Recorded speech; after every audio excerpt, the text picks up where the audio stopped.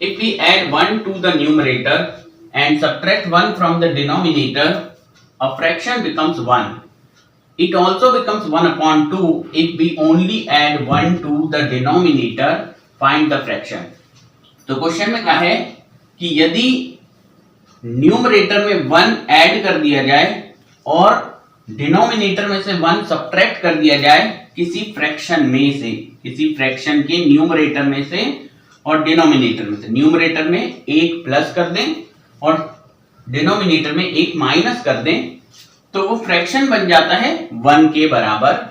दूसरी कंडीशन कहते हैं कि यही फ्रैक्शन 1/2 के बराबर बन जाता है यदि इसके डिनोमिनेटर में 1 ऐड कर दिया जाए। तो बताना है कि वो फ्रैक्शन क्या है।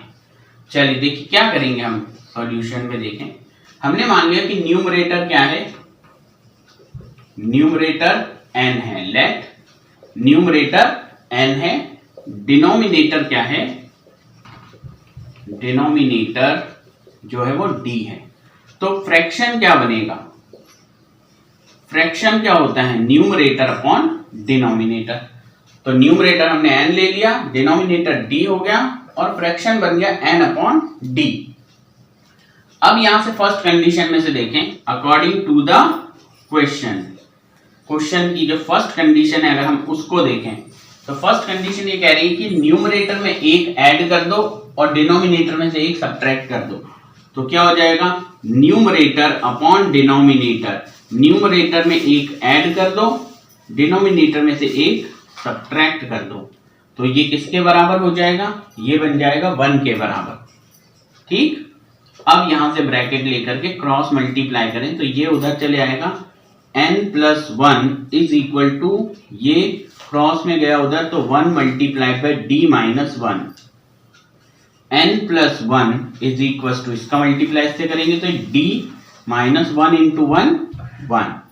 ठीक, अब यहां से देखिए n और d को ले आए इस तरफ, माइनस का d, ये प्लस का उधर जाके माइनस, इक्वल टू यहां है -1 और ये 1 उस तरफ आ गया तो ये यहां प्लस का है वहां जाके माइनस का।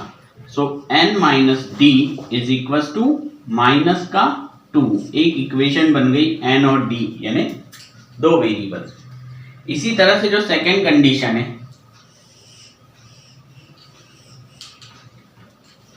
अकॉर्डिंग टू क्वेश्चन, और वो भी सेकेंड कंडीशन में, सेकेंड कंडीशन में उन्होंने क्या कहा है, it also becomes 1/2।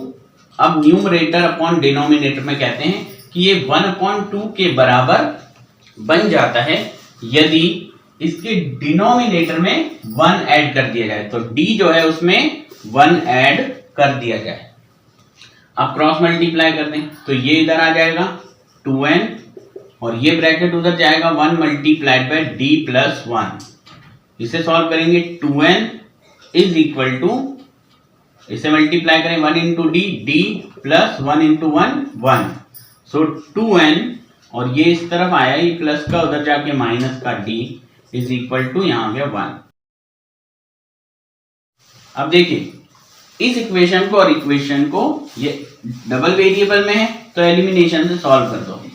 Solving equation 1 and equation 2 by elimination method. ठीक, अब हम इसे एलिमिनेशन मेथड से सॉल्व करते हैं। तो पहली इक्वेशन है n minus d is equal to -2 और दूसरी इक्वेशन है 2n minus d is equal to 1। अब देखिए पहले से d और d तो यहां सेम ही है और यहाँ इन दोनों के साइन जो है वो माइनस माइनस में, तो इनकी साइन को बदलना पड़ेगा, एक प्लस एक माइनस।